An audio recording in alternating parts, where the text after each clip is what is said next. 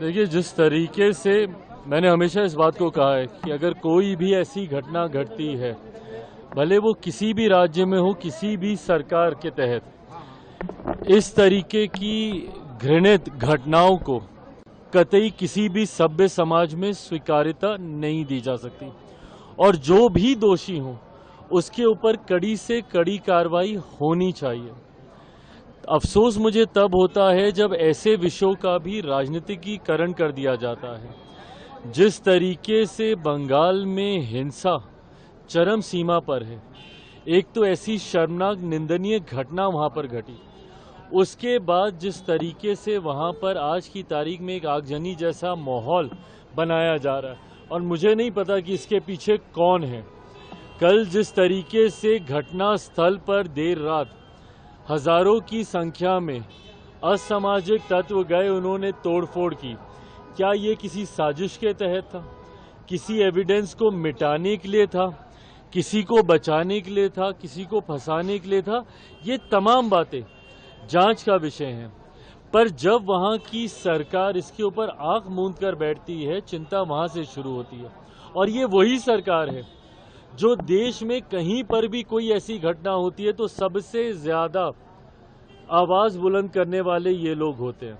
मुझे ताज्जुब है कि जहां की मुख्यमंत्री एक महिला हो, वो मुख्यमंत्री इसके ऊपर खामोश रहती है। इनकी तमाम महिला सांसद इसके ऊपर खामोश रहती हैं और देश के किसी और कोने में अगर ऐसी घृणित घटना को अंजाम दिया जाता तो सबसे पहले ये लोग मुखर होते हैं।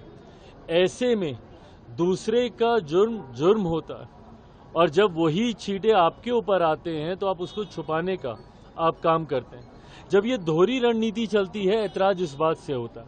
मैं पुनः दोहराता हूं, देश के किसी कोने में आज मेरे प्रधानमंत्री आदरणीय नरेंद्र मोदी जी ने भी अपने स्वतंत्रता दिवस के कार्यक्रम में देश को संबोधित करते हुए सुबह अपने वक्तव्य में भी ये बात उन्होंने प्रमुखता से कही कि समाज को भी जिम्मेदारी को लेना होगा। और जिस तरीके से बहन बेटियों के साथ आज की तारीख में भी इस तरीके की घटनाओं को अंजाम दिया जाता है, वो कहीं से भी बर्दाश्त नहीं की जाएंगी। और आने वाले दिनों में न सिर्फ दोषियों को कड़ी से कड़ी सजा मिलेगी, बल्कि उस सजा का डर दूसरे आरोपियों के मन में भी बैठे, इस बात को भी सुनिश्चित किया जाएगा। इस बात को भी प्रमुखता से दर्शाया जाएगा कि किसके ऊपर क्या कड़ी सजा हुई, ताकि भविष्य में कोई दूसरा आरोपी इस तरीके की घटना को अंजाम देने से पहले 100 बार सोचे। पर हाँ, जो ये घटना बंगाल में घटी है ये निंदनीय है, शर्मनाक है और जितने भी डॉक्टर्स हैं उनकी बातों को सुना जाना चाहिए। और जिस प्रोटेक्शन एक्ट की ये लोग बात कर रहे हैं, अपने संरक्षण की बात कर रहे हैं, उसको भी ज़रूर हम लोग को ध्यान देने की ज़रूरत है। पर साथ ही में ये सिर्फ डॉक्टर या किसी एक क्षेत्र से जुड़ा हुआ विषय नहीं है, ये महिलाओं के सम्मान की बात है जिस पे हर सरकार को संवेदनशील होकर कार्य करने की ज़रूरत है।